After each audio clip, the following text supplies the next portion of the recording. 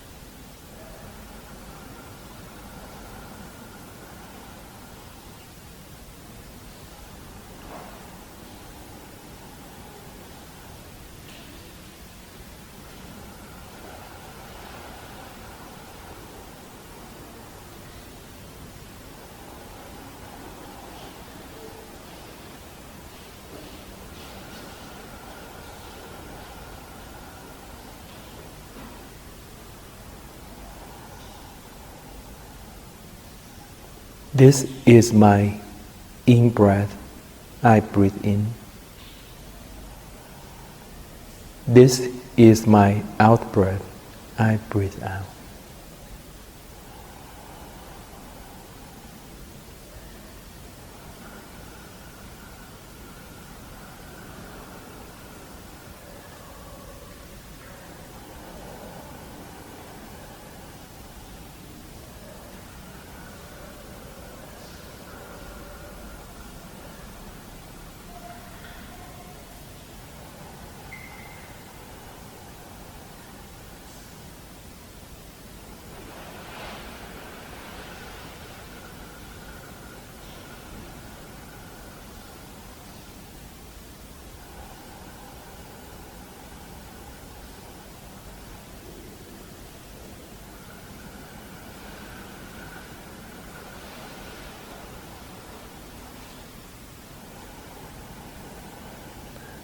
Allowing my breathing to flow in and out naturally,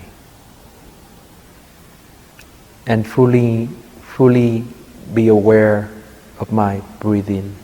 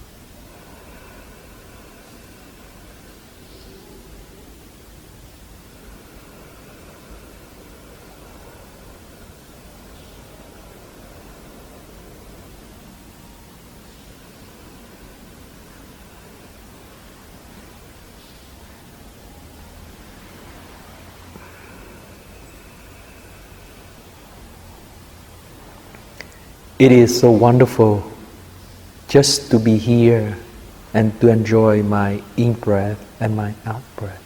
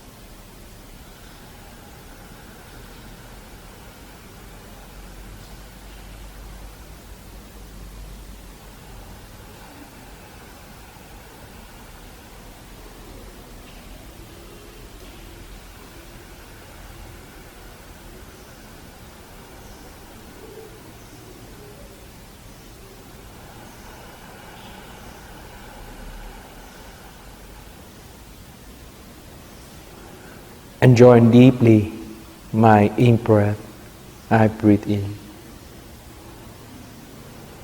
Enjoying deeply my out-breath, I breathe out.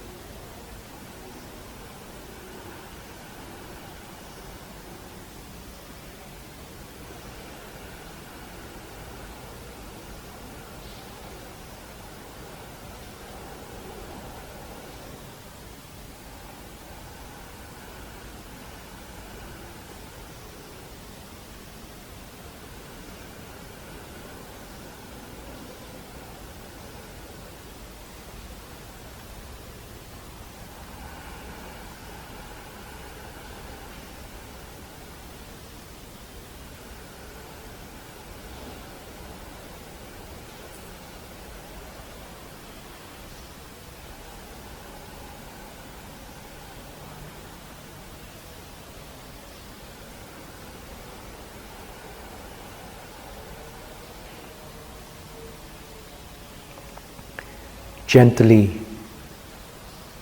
correcting my posture so that my back is straight but soft and relaxed.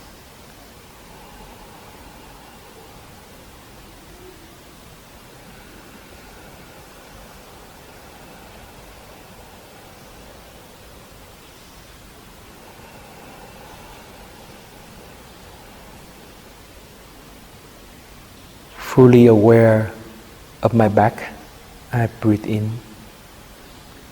allowing my back to relax, I breathe out.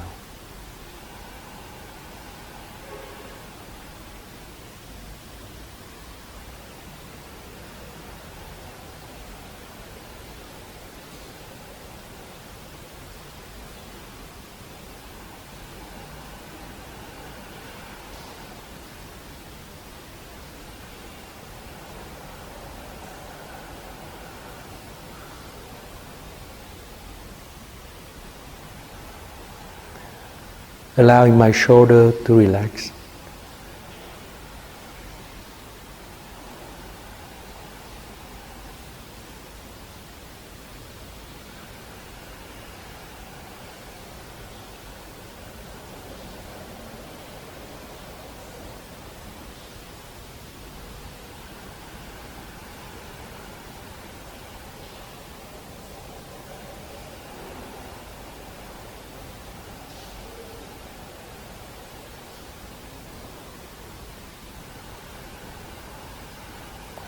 Allowing my arms to relax.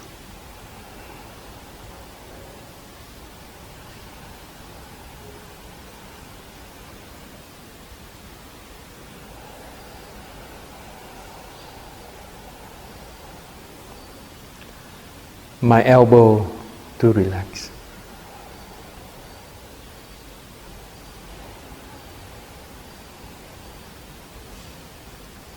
My hands, my fingers to relax.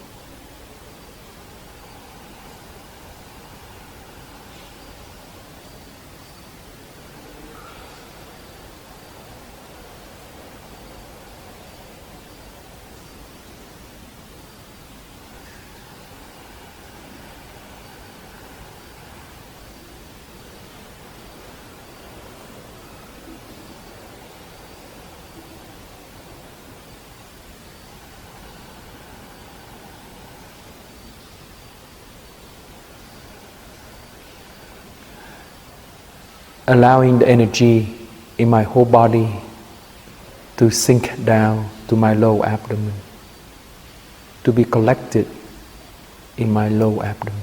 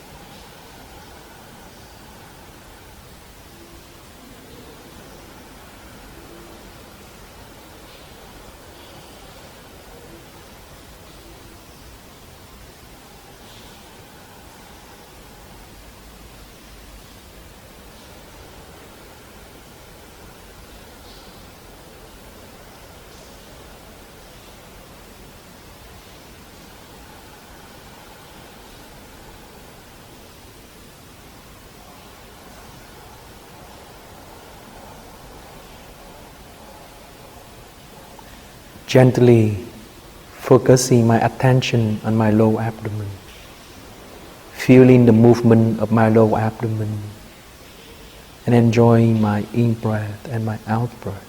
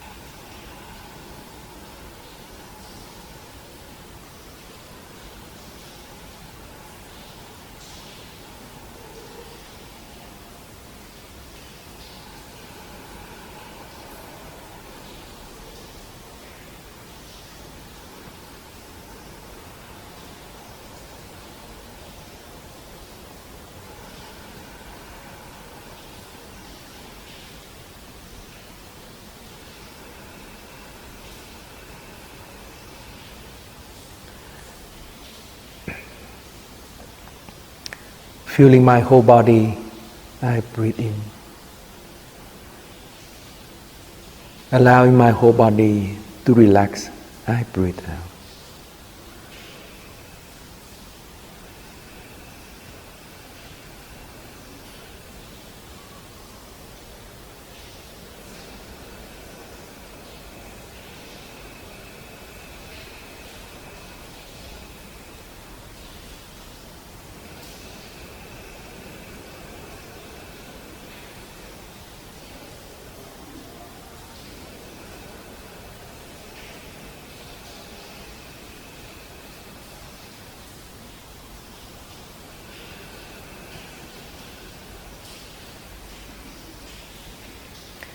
Feeling the movement of energy within my whole body, I breathe in. Feeling warm, pleasant and comfortable, I breathe out. Feeling my whole body, feeling warm, pleasant and comfortable.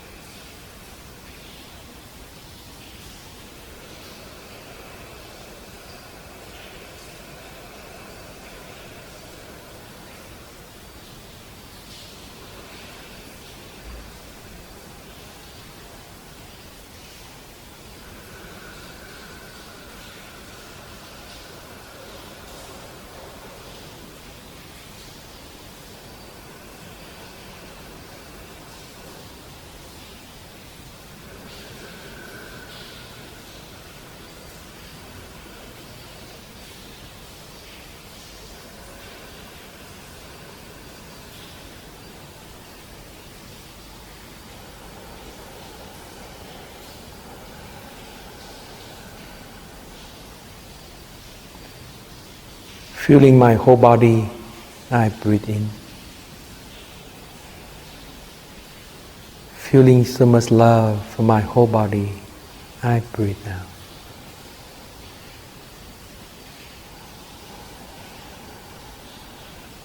Feeling my whole body, feeling so much love for my whole body.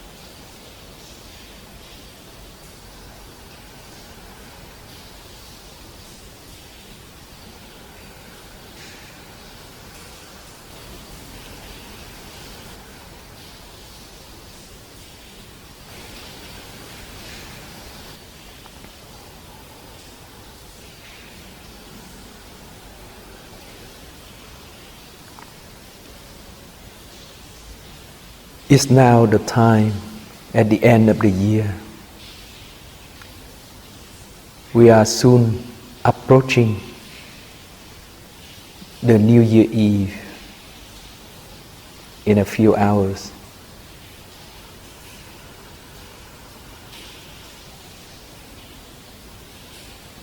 It has been a very difficult year, challenging time for everyone in the world.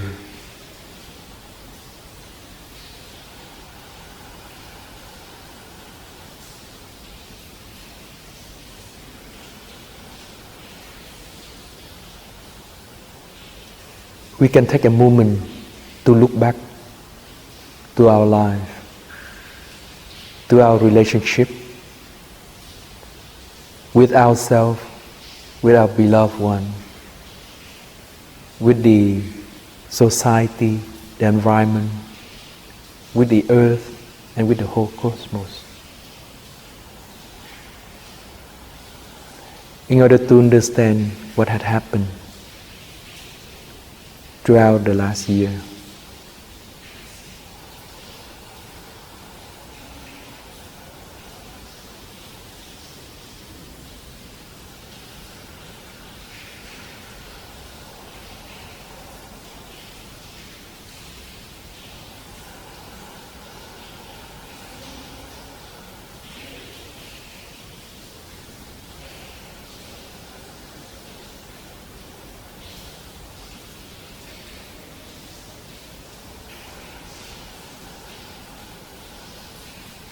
what have we experienced? Some joy, some happiness.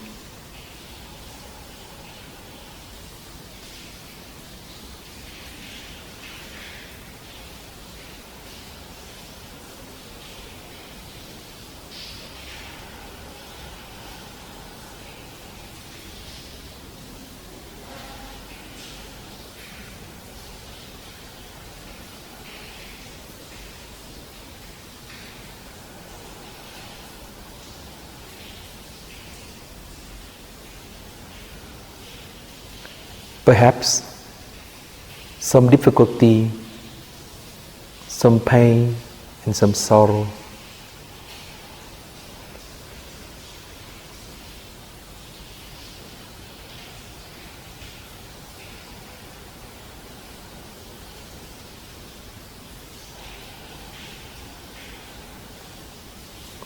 Feeling the pain and the sorrow, and embracing the pain and the sorrow with all of my love and my care.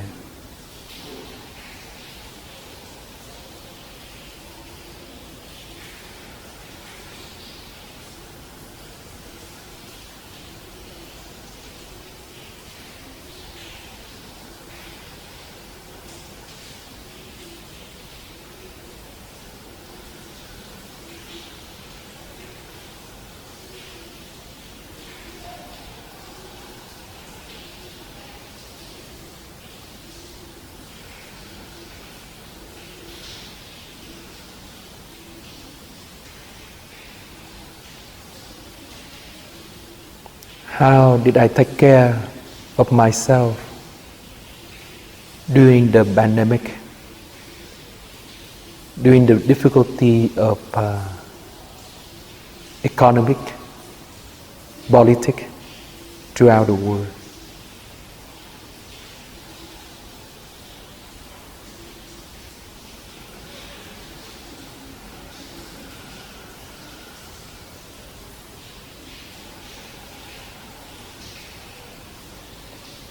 How do I manage my sadness, my anger, my frustration, my loneliness, my fear, my jealousy, my desire?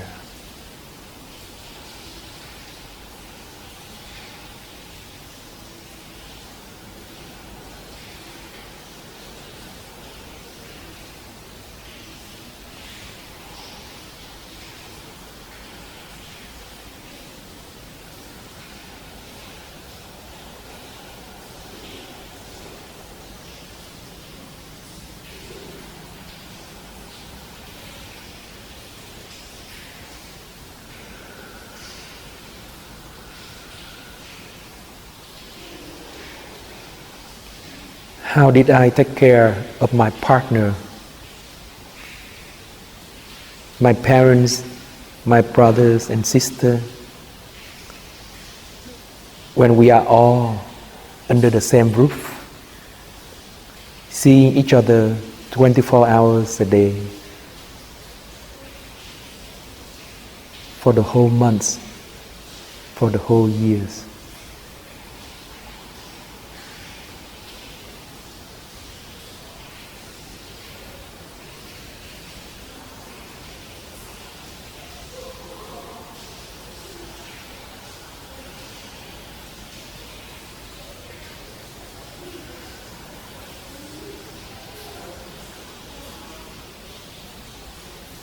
Am I able to stop my reactive behavior?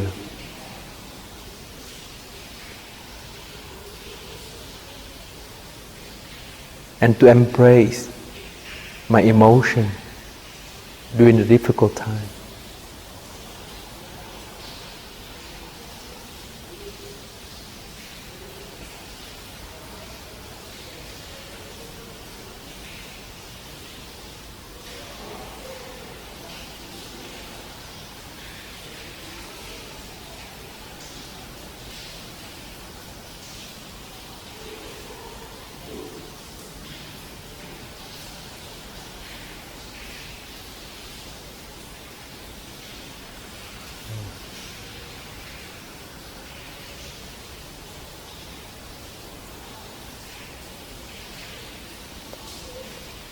Am I able to listen deeply to my partner,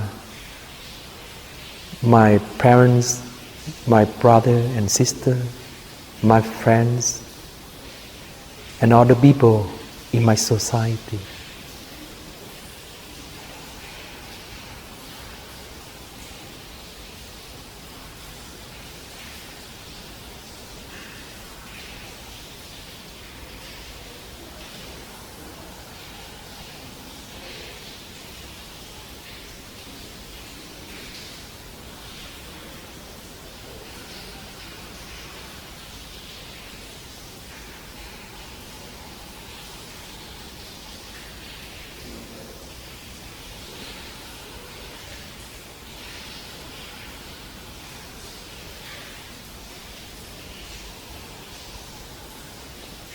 Am I able to let go of my opinion, my selfishness,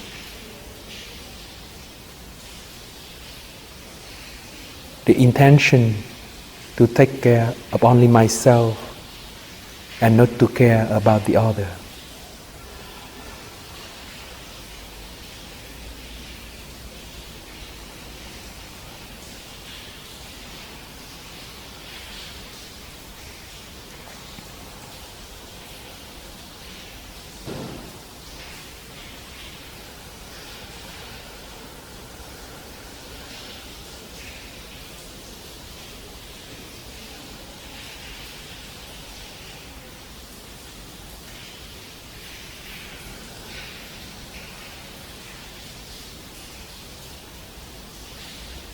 Am I able to tolerate the viewpoints, the perspective of the others? Or do I allow the violence within me to manifest strongly, without control?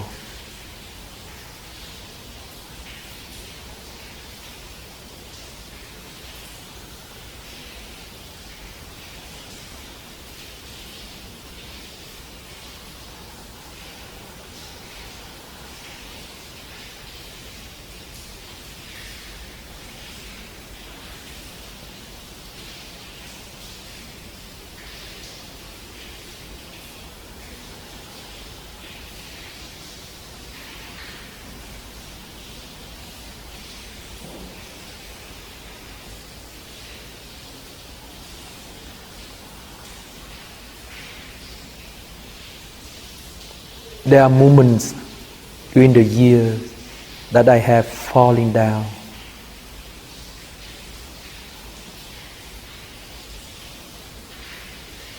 There's moments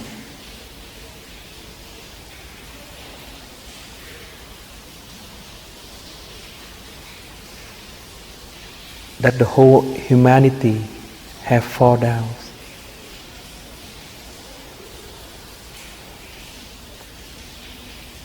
Am I able to stand up again after being falling down?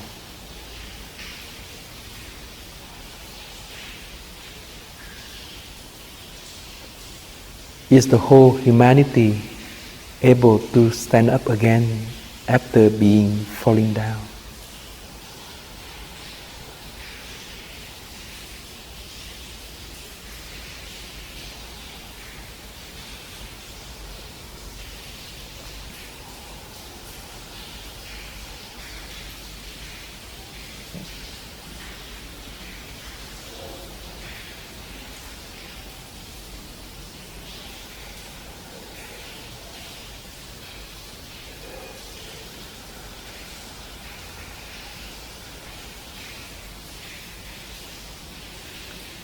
What are the conditions for us to stand up again, to be strong again, to enjoy life again?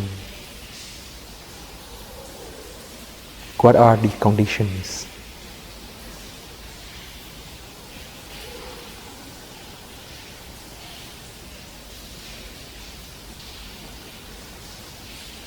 What have I learned through all of those experiences during the past years?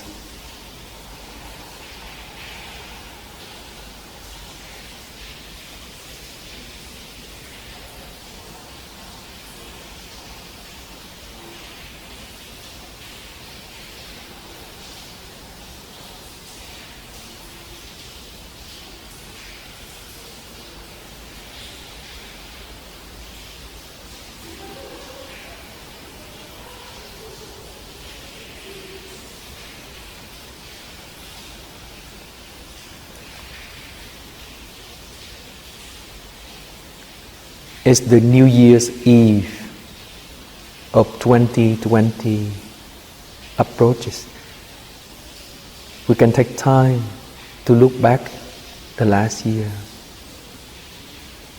and ask ourselves, what can we do in order to help ourselves, to help the other, and to help the whole society?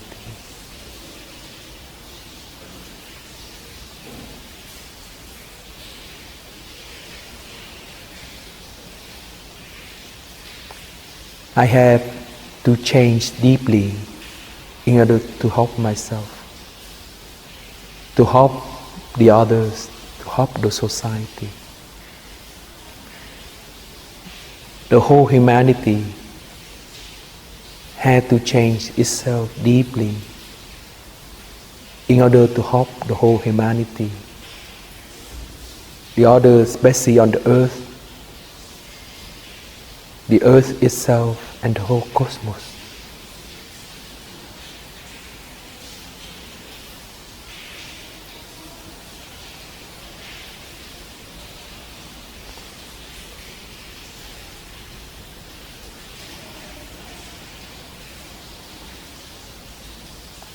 What we truly need is a collective awakening. One Buddha is not enough.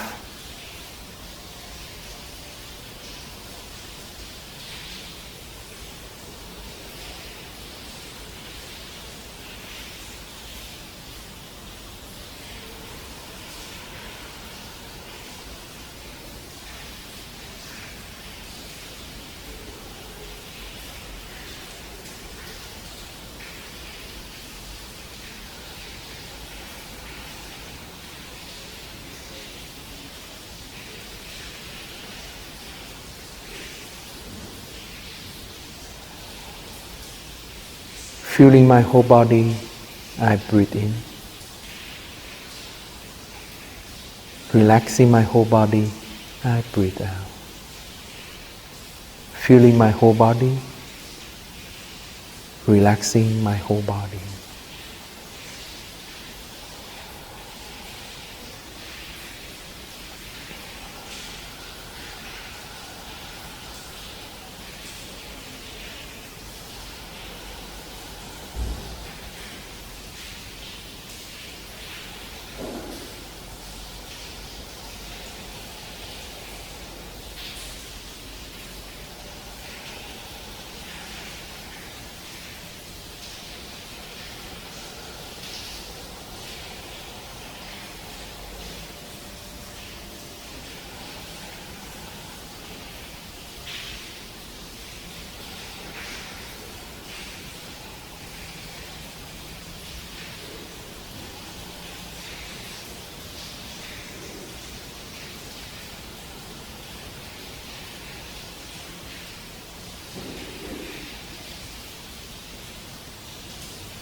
Aware of my in-breath, I breathe in. Aware of my out-breath, I breathe out. In, out.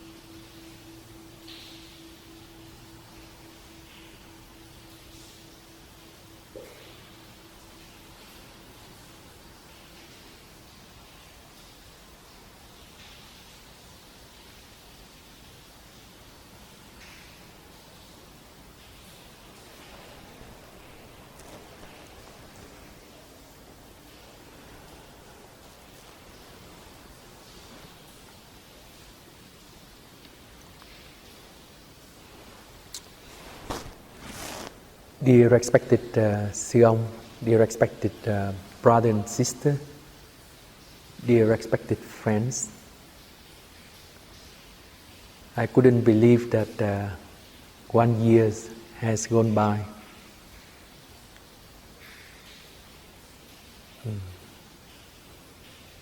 Many things had happened and nothing had happened.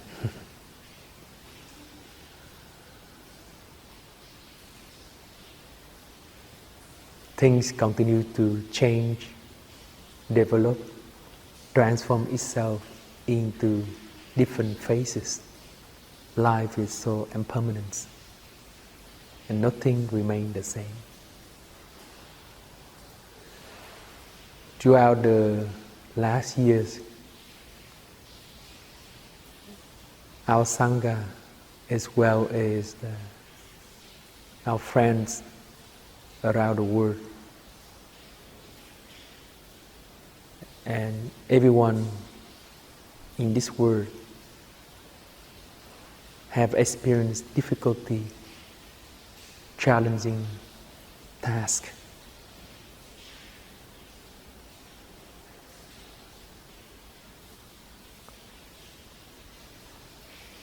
The coronavirus came unexpectedly and it caused a lot of damage. We have a pandemic, and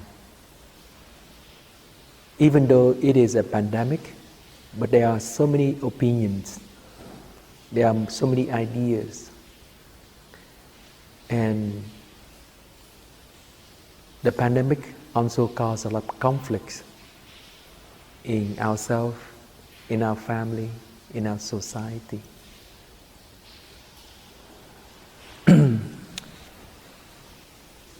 At this time of the years, on the New Year Eve, we might take some moments to look back to our life and the life of our beloved one and the life of the people in the society, and ask ourselves, how can we carry on from here?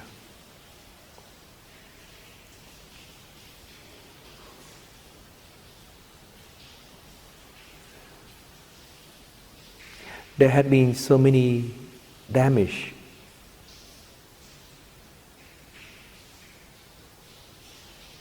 There's some lost. Some of our friends in the Sangha have lost their relative.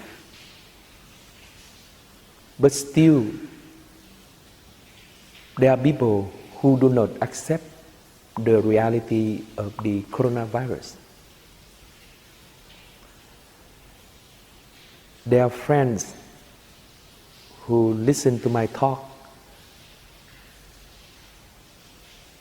at the beginning of the pandemic, when I advised people to wear masks. Those friends was not very happy with me.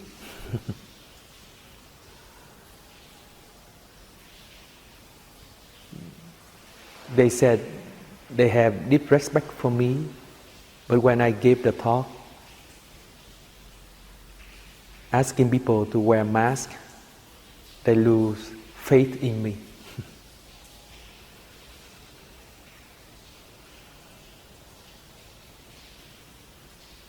For some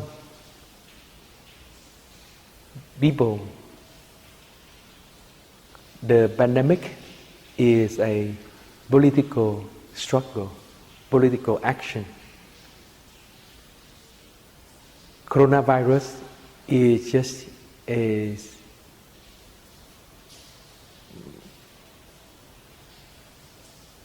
the same as other flu that we have experienced, but people blow up the situation so that it becomes severe.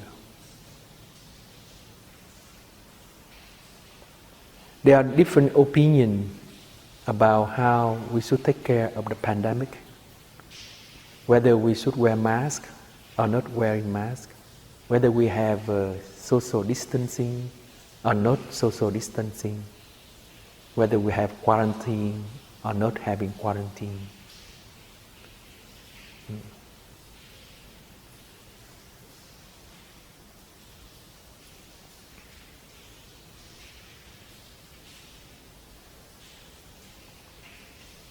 During all of these different opinions and ideas, it's difficult for us to remain calm and peaceful. We want to react right away to the different opinions. We want to have our voice to be heard by the other people.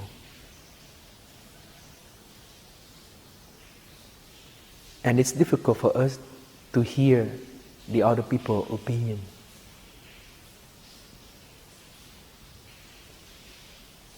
And at home, being at home 24 hours a day under the same roof with our beloved one, all of the different energy begin to manifest.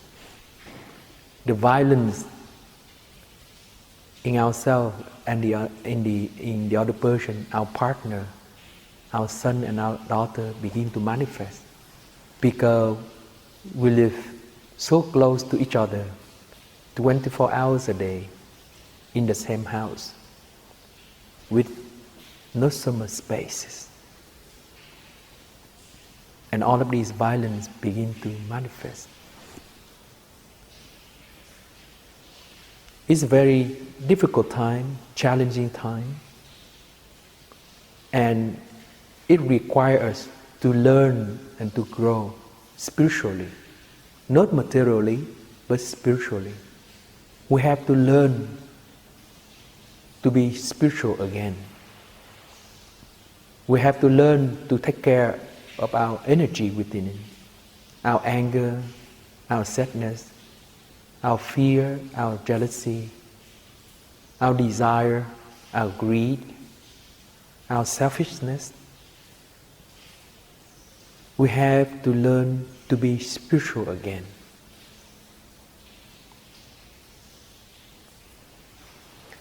The Buddha,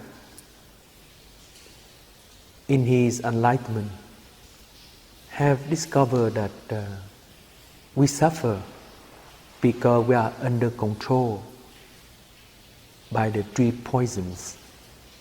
That is our greed or attachment,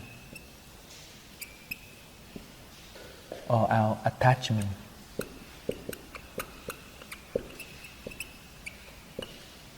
our anger or aversion or hatred, and our confusion, our delusion, or our ignorance. These are the three roots that we all have that give rise to the violent energy within us, the violence energy within us.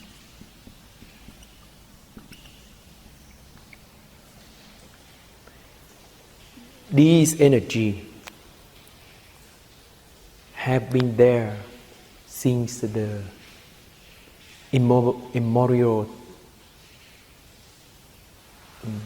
since the beginningless time.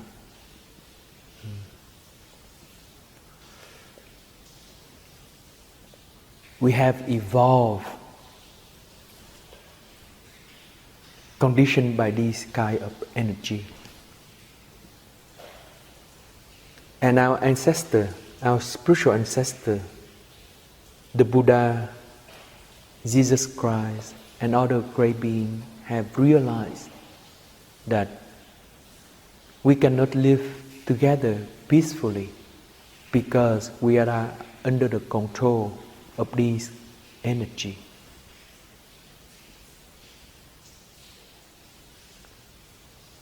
When we live together under the same roof, as a husband and wife, as partners, ever as a parents and children, there are tasks that need to be done in the house. Washing the dishes, cooking, taking care of the children, washing clothes, cleaning the house, and there are so many chores. And when we are tired, we don't know how to manage our energy, we become exhausted. Then it is a chance for all of this energy to manifest. And we become violent, we attack our partner, we attack our children,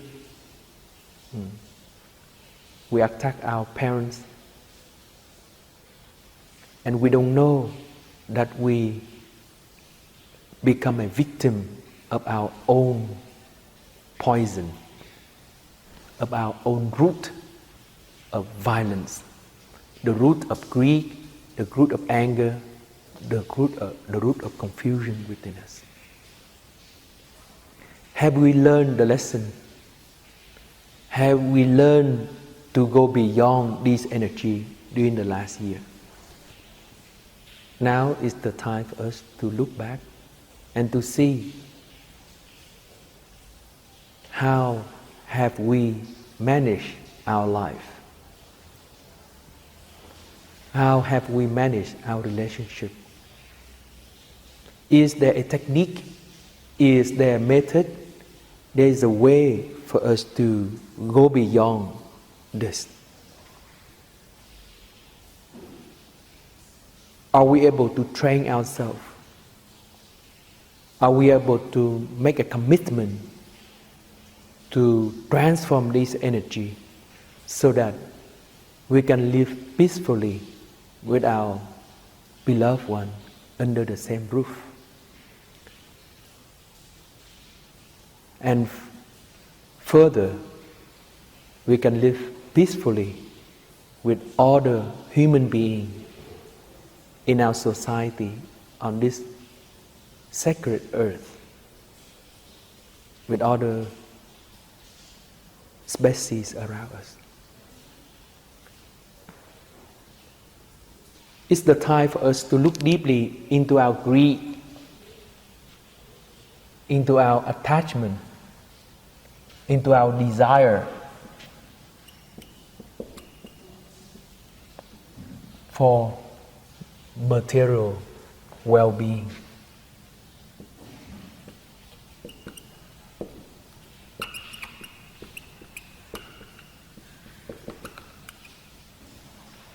How much material well-being do we need in order for us to be happy? Well, obviously, we need some comfort, some material comfort. But do we need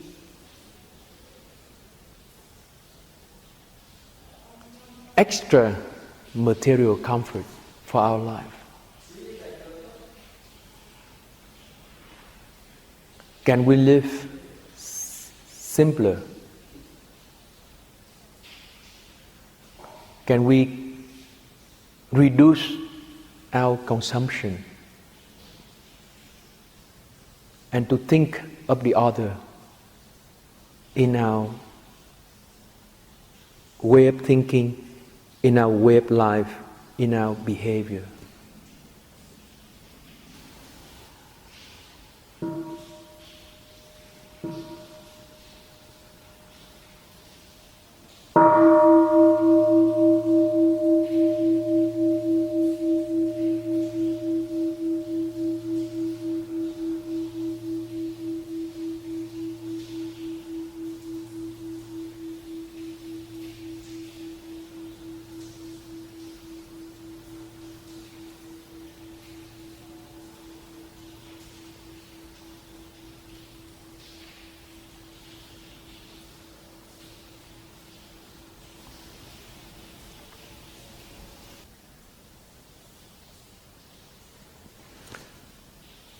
If we can let go to a certain degree our deep desire for material well-being, we can help a lot. We already help a lot if we can let go a certain degree of our comfort. When we look around the world, there are quite different between the living standard between the rich and the poor.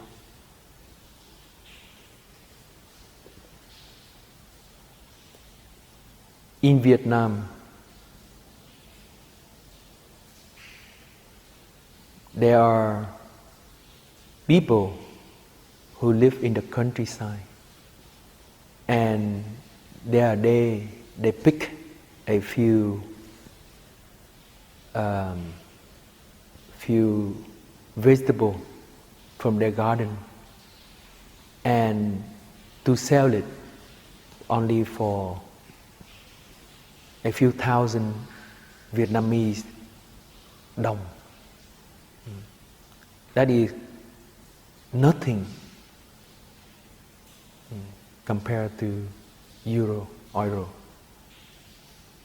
But they manage, they live on with that mere resource, extremely few resources. But in Vietnam, there are people who are so rich, very, very rich. The difference between class in Vietnam is very wide. The gap is so wide now. And not only that, in the world, the distribution of wealth, the distribution of material resources between different human beings is so vast. What had happened? What had happened?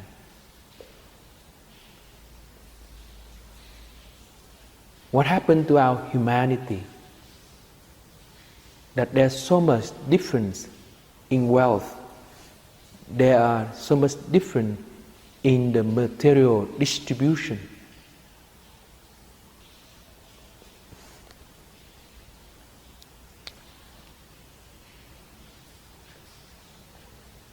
The root of that is our desire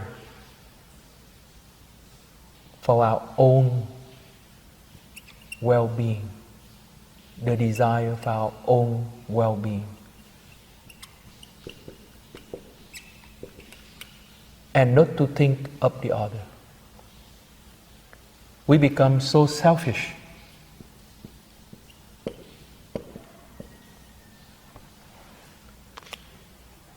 And we try to collect wealth as much as possible. This behavior have led to the process of globalization.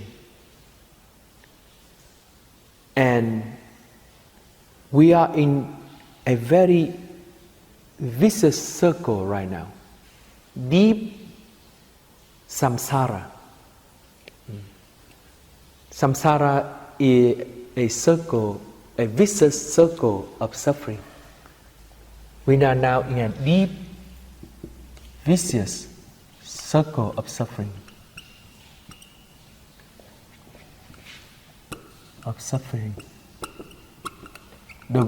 In Buddhism, we call it samsara.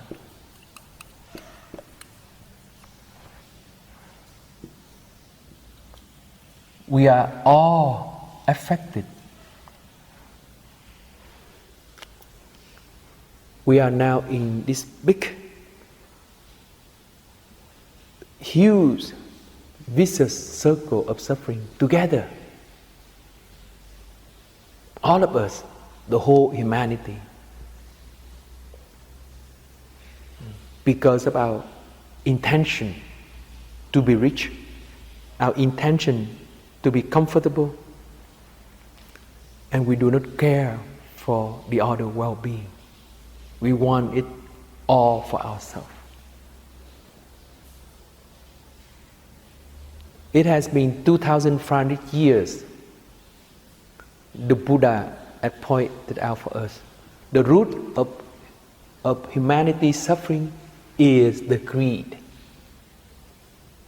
Has the whole humanity grown up and to be able to transform our greed, our craving, so that from this transformation there's come deep love, there this deep compassion, deep loving kindness. The other leader, religious leader in the world, they have tried to do the same thing.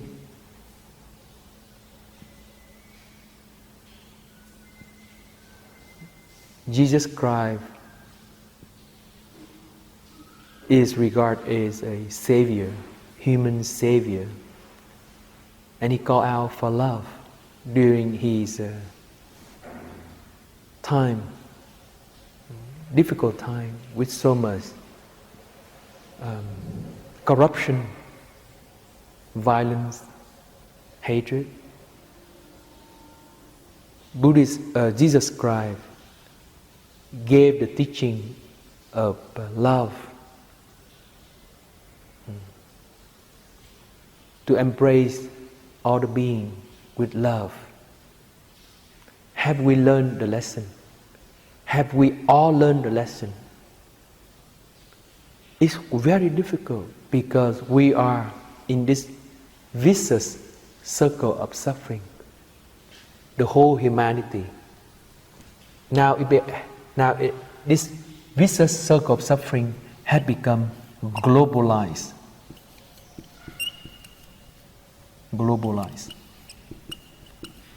We want everything to be done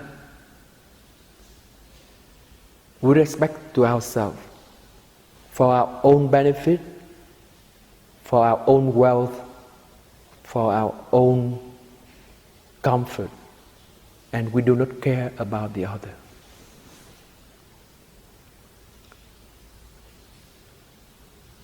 I follow the presidential election in America. During the last 4 years of Mr. Trump, he called for a patriotism, nationalism.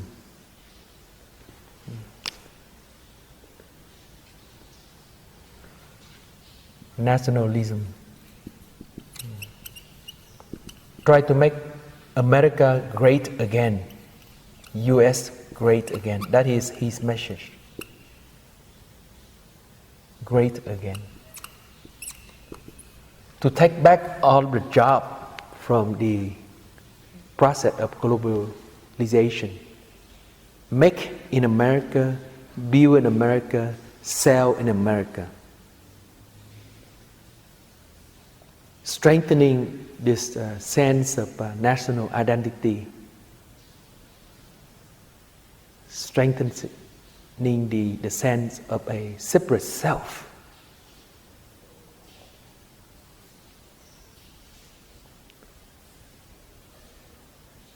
I think that the deep issue that we as humans have to face in this time, this very difficult and challenging time, is to have a spiritual dimension for our life.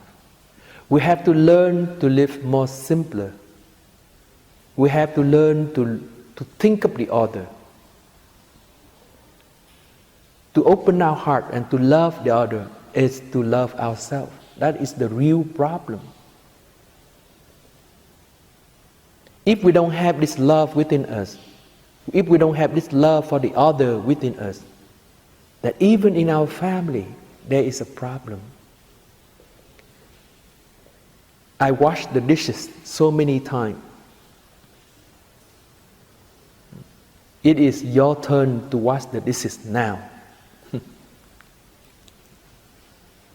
I have washed the clothes for so long. It's your turn to wash the clothes now. And even in the monastic circle, you have given the Dharma talk for so long now, let me have the floor. Let me have a chance to give the Dharma talk.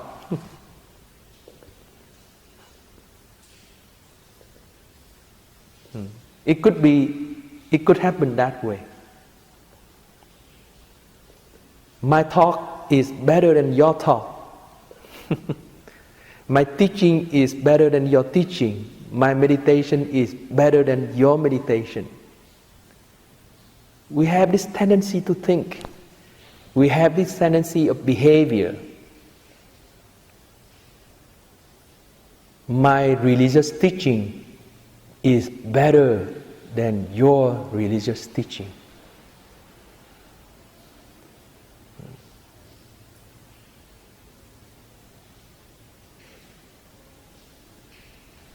We are missing something very important, that is the human heart.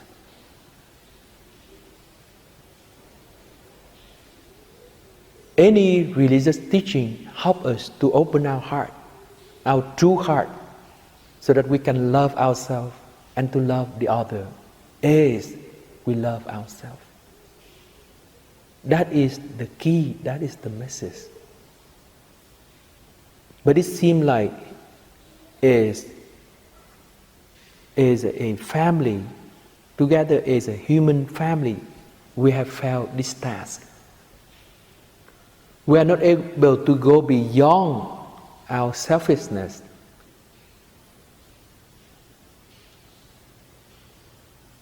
To go beyond our ego. To go beyond our own opinion. And we do not have any regard for the other. It is New Year Eve. We celebrate it every year, and we hope that it will be another new year. We celebrate and we hope for something new to happen. That is a very good intention,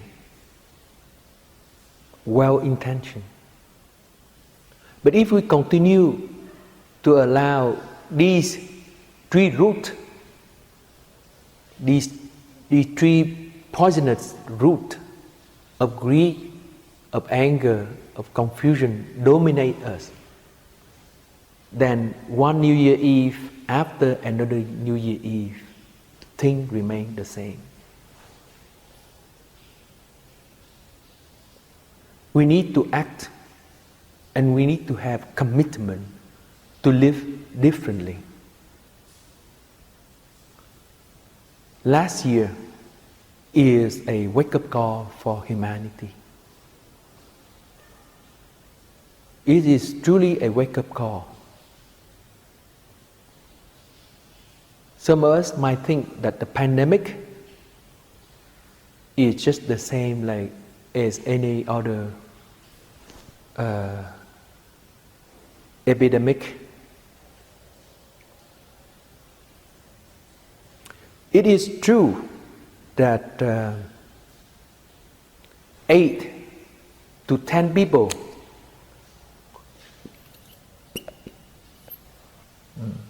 eight out of 10 people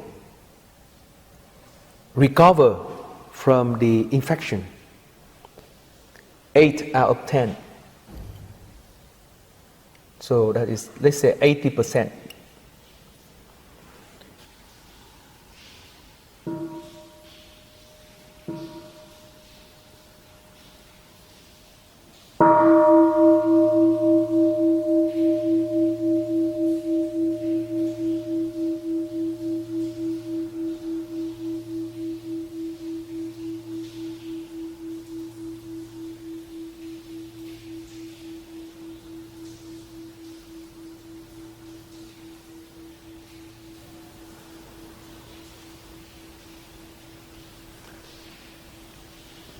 It is true that 80%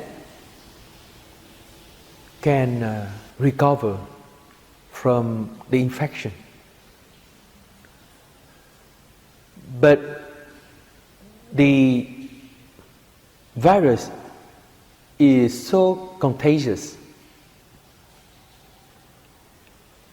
It is so contagious, and there are another group of population, the people who have pre-existing condition, OAs, are exposed to greater risk.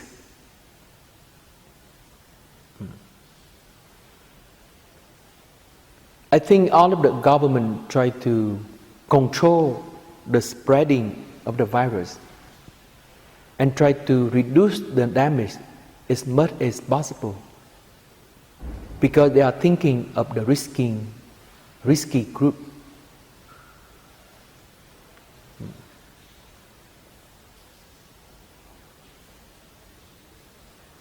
I think they are going in the right direction. If we allow things to grow without control, to let the infection to spread by itself, and allow the nature to go its own course, then sure, there are people who are strong. There are people who are not so easily infected with this kind of virus. They can survive. Yes, we can do that. And allowing this risky group to be terminated by the virus. That is the law of the nature. Yes, we can do that. But I think we have gone in the right direction, that we try to take care of each other. We try not to think of only the strong group, but we are thinking of the weak group, the risky group. Even though the risky group, they are old, some of them are old, and they are not so productive for our society.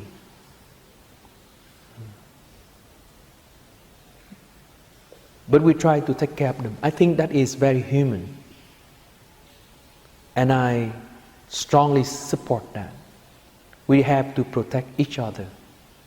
We need to open our heart to love all human beings. Not just healthy group, but also a risky group.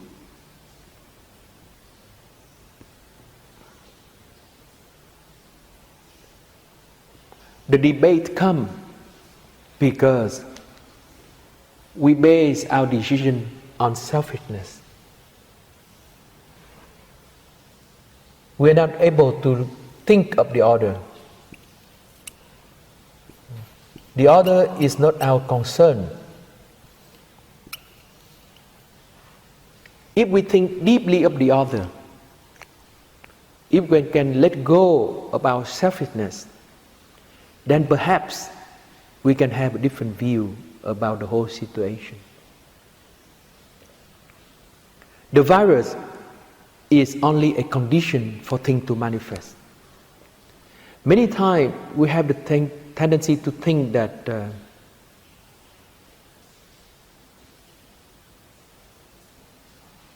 the virus does not really cause the death of these people.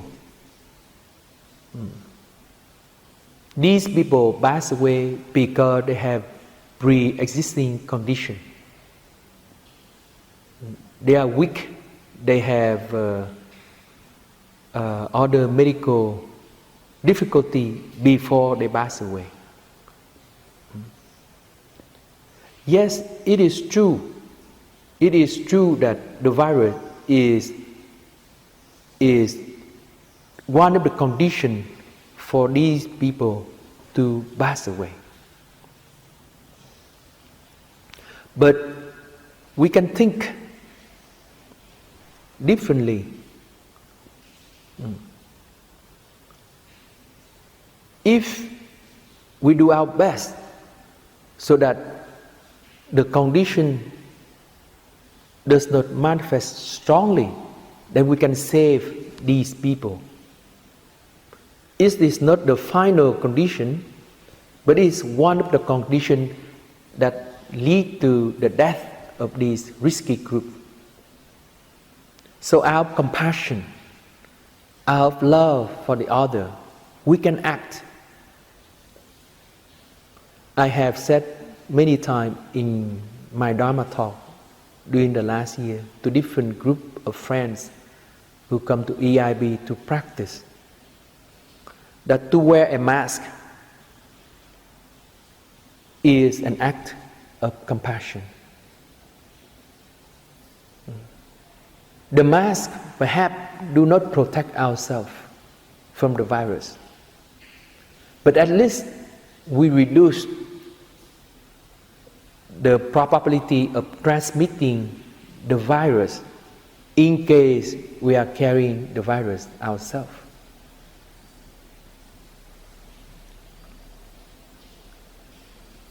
We should be responsible not only for ourselves, but we should be responsible for the other living being. If we have taken the steps seriously to wear the mask, to have a social distancing, and to think of the other right from the beginning of the pandemic, perhaps the situation doesn't turn out as bad as now. But some of us do not think that way.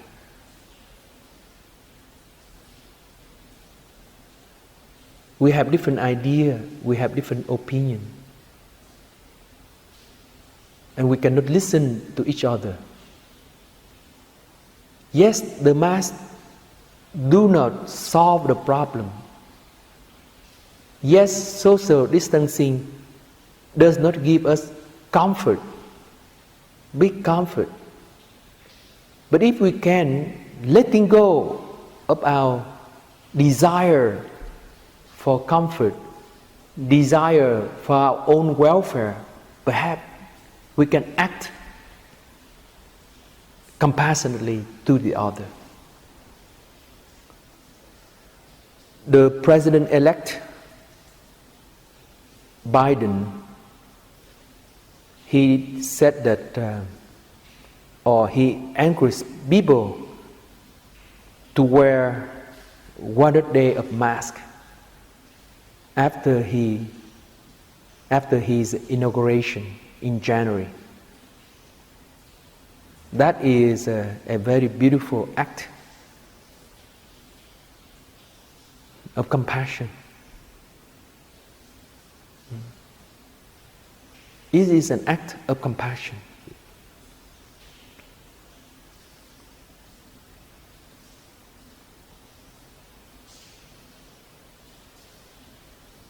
If we can be careful for ourselves and the other, we can save. We can save our life and we can save other people's life. The vaccine now is coming out, but it will take a long time for the whole 7 billion human beings to be vaccinated. The problem will continue to be the problem will continue on until 2021. Unless 70 to 80% of population is vaccinated, 70% or to 80% or even higher of the total population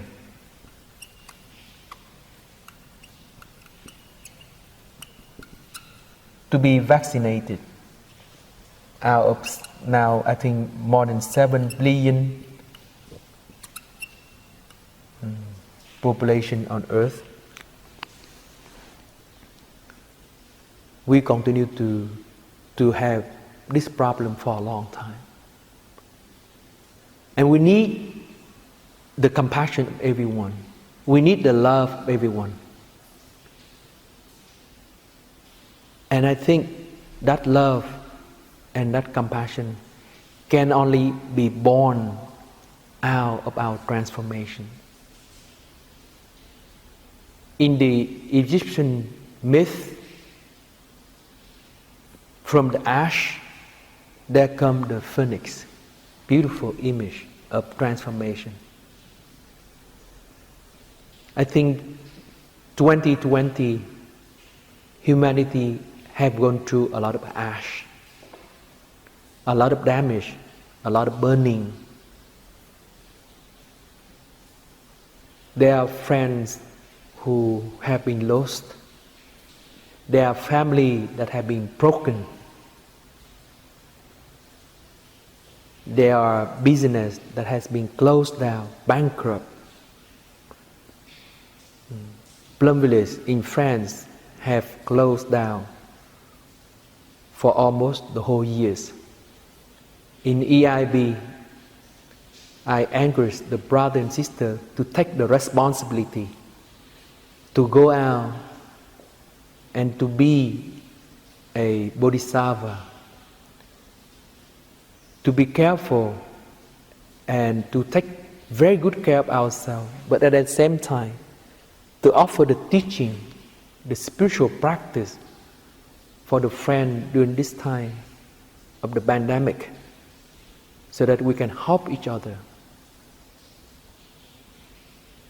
to go through this period of difficulty.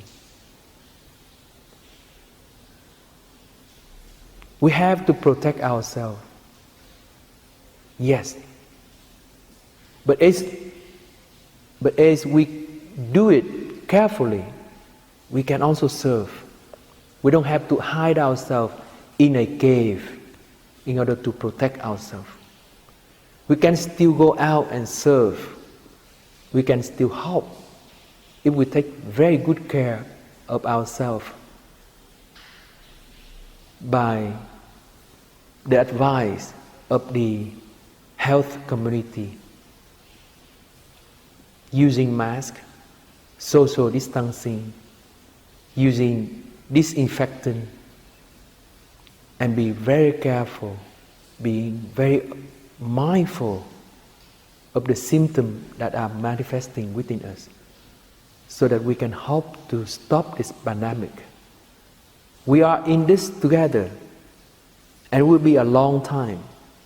And that is something that we have to keep in mind during this New Year Eve. And we have to act responsibly for ourselves and for the other. At the beginning of the pandemic, Germany is doing very well. Within a few weeks, they are able to bring the infection down, because everyone is together, one voice, under the direction of the Prime Minister Angela Merkel. Germany was doing much better than France and other European countries.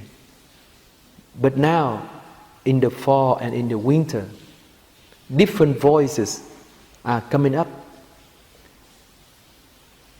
And we can see for the past 3 months, Germany is not able to bring the cases, the infectious cases down. At most, they can level it up. They can level it. But now, since October, it has been come up like this. It's been flat.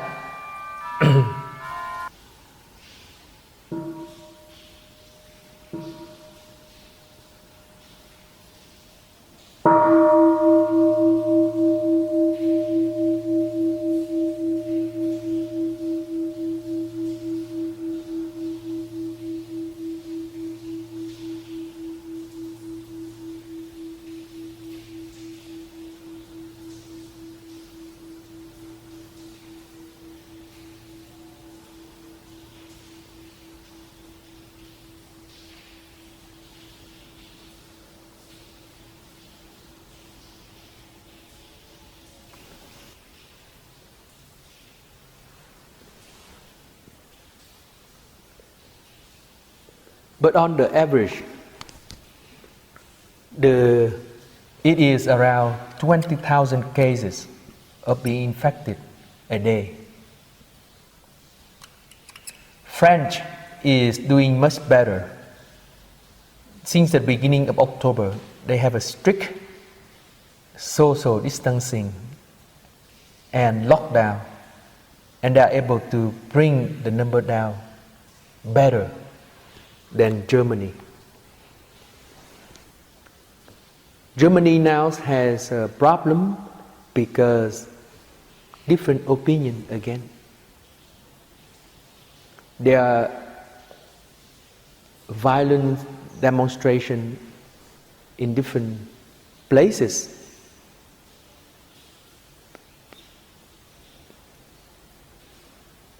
Because asking people to wear masks, asking people to have social distancing violate human right.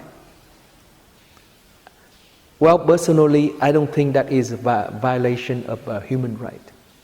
We do have freedom. Yes, we do have a freedom. But our freedom is limited.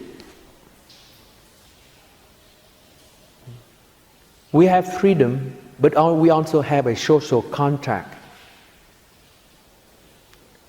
We cannot just have individual freedom alone.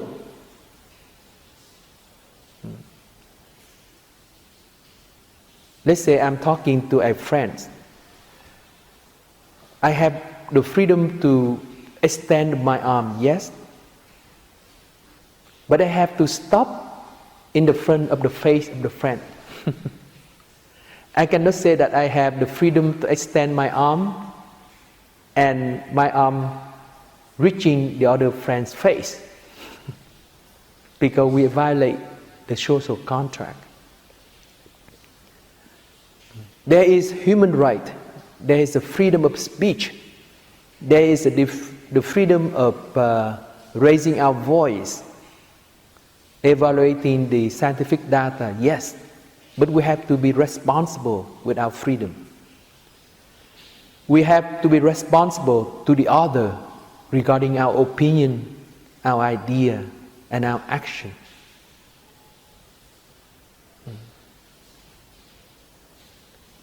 Sweden have tried to let the pandemic to take its own natural course. They hope that by natural immunization, the whole community can go through it, the whole country can go through it. But that have failed. Sweden have experienced. And they have decided to wear masks. They decided to have social distancing. So we need to learn from Swedish experiment. This virus, even though for some people it is not so dangerous, and there are people who even have the behavior called asymptomatic. That means they carry the virus, but they themselves do not show any symptom at all.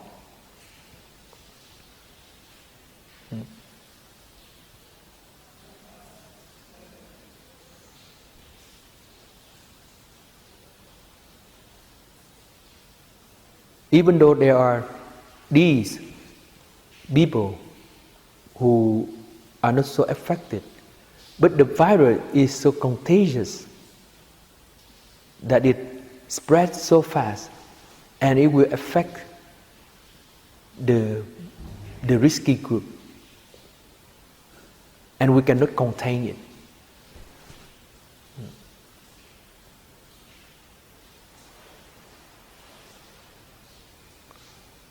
So we have to learn from our experience, and we have to be responsible as a scientist, as a spiritual leader, as a politician, as an educator. We all have to be responsible. And we have to do our best to reduce the condition, the sufficient condition for things to manifest. We try to reduce it as much as possible.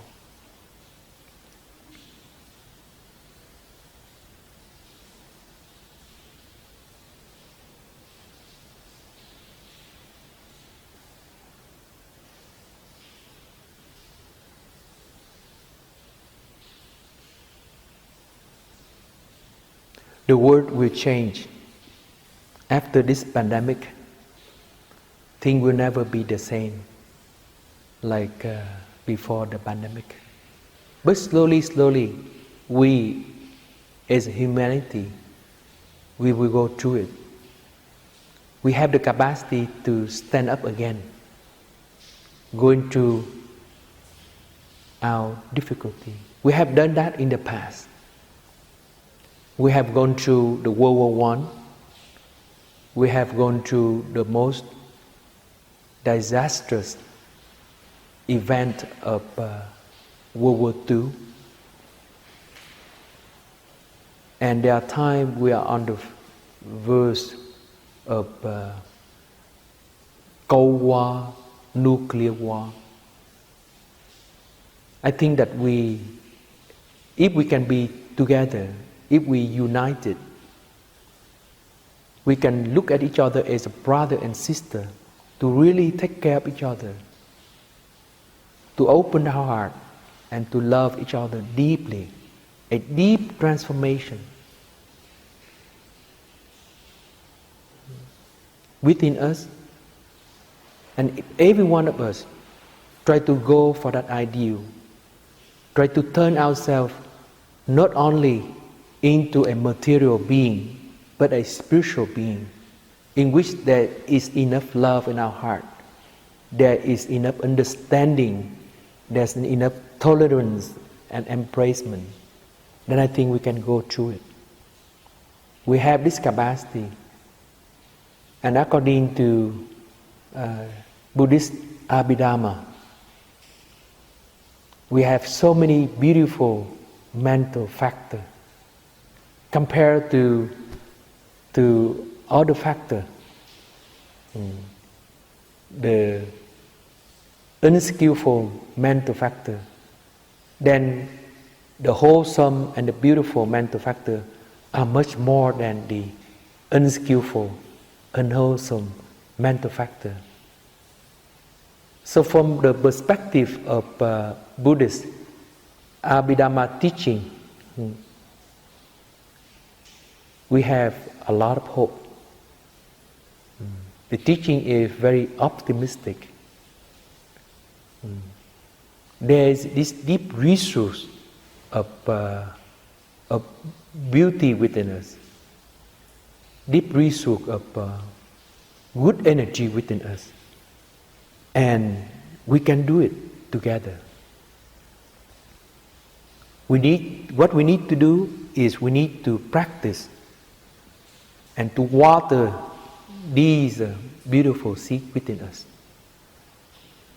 In Buddhism, we have the practice of right effort and right diligence.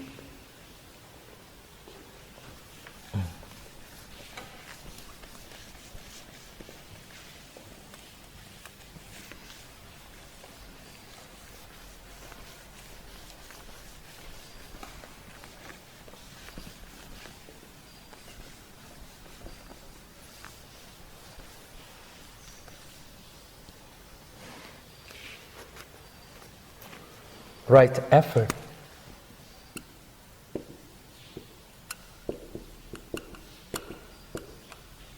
or right energy or right diligence.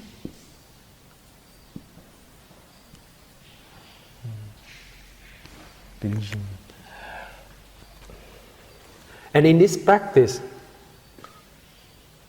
we try to bring up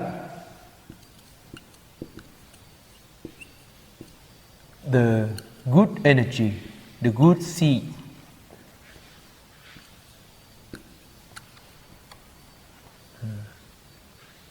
The good energy, the good seed as much as possible throughout the day.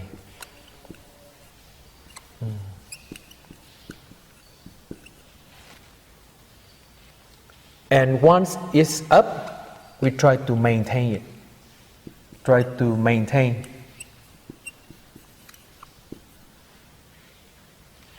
the good energy as long as possible.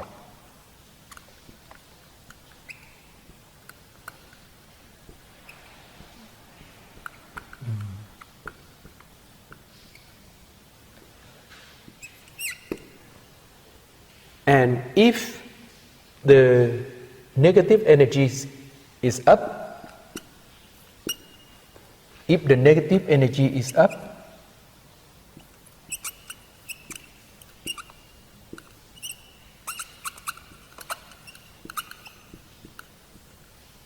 then try to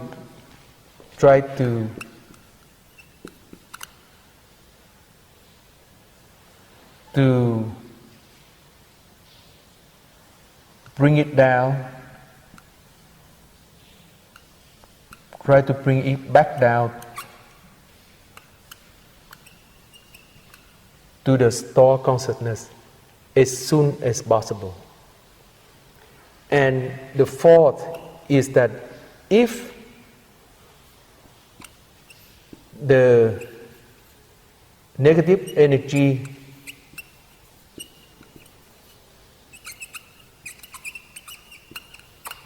is not up, then do not touch it. Let it sleep. Let it sleep. Don't touch it so that it can come up. And we have to be diligent. We have to try our best throughout the day to maintain it. Like I said at the beginning of the talk, we need to have a deep commitment for transformation and healing. Unless we do that, there will not be a deep change within us. There will be a deep change in the whole humanity. But if we have this deep desire to change, if we have this deep desire to transform, to go forward as a humanity, then we need to do this commitment. Try your best every moment. And tomorrow, on the first day of 2021, when you wake up, spend some time to sit down and to think of the most beautiful character that you want to build, the most beautiful energy that you want to cultivate. Then contemplate about it, meditate about it, and make the commitment to cultivate it through the 2021. We call it the New Year aspiration. Making a New Year's aspiration.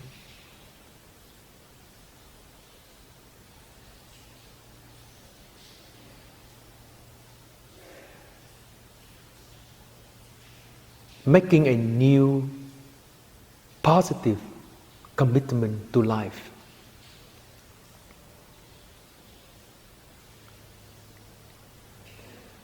Many times my aspiration is to look at others with the eye of compassion. In Vietnamese, it's called từ nhãn thị chúng sanh.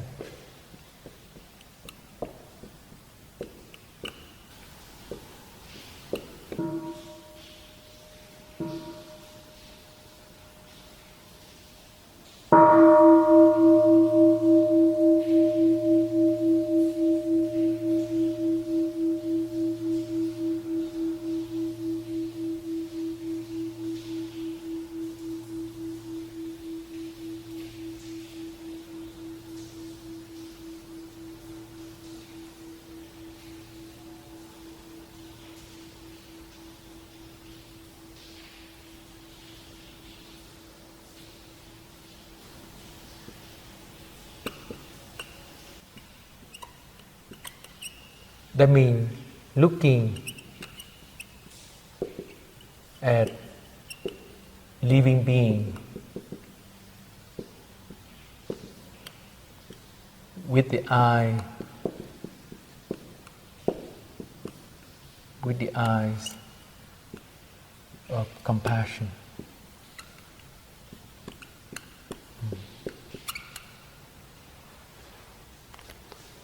I think the world really needs this teaching now. Looking at the other with eye of compassion. We need to think of the other and not just to think of ourselves. We have to transform this tendency, this egoistic way of thinking, and learn to open our heart and to include other people in our life, in our way of being. And that is the only way out for humanity.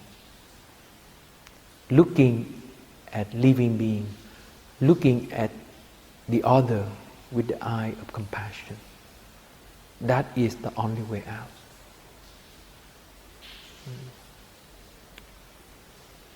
So I hope you will make a commitment, a positive commitment for 2021. And the pandemic will continue to be on for some time, at least until the middle of 2021. If we are so fortunate.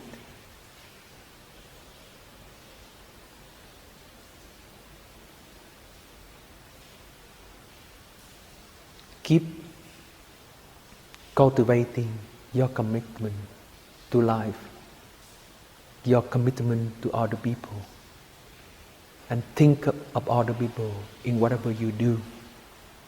Think about the people in whatever you speak, and learn to stop your reactive behavior. I wish you a very happy New Year. Thank you for your listening. And thank you, our sister, for recording. I'm now in Vietnam to be with Thầy. And I'm standing here in the meditation hall of Từ Hiếu called the Full Moon Meditation Hall. In front of me, there are 3 sisters who doing the camera work and 1 brother to help. And here is our patriarch, the first patriarch of Vietnam, and master whose first name is Nhất, whose second name is Định. That means 1 concentration, the founder of Từ Hiếu Temple. We listen to 3 sound the bell to end the talk.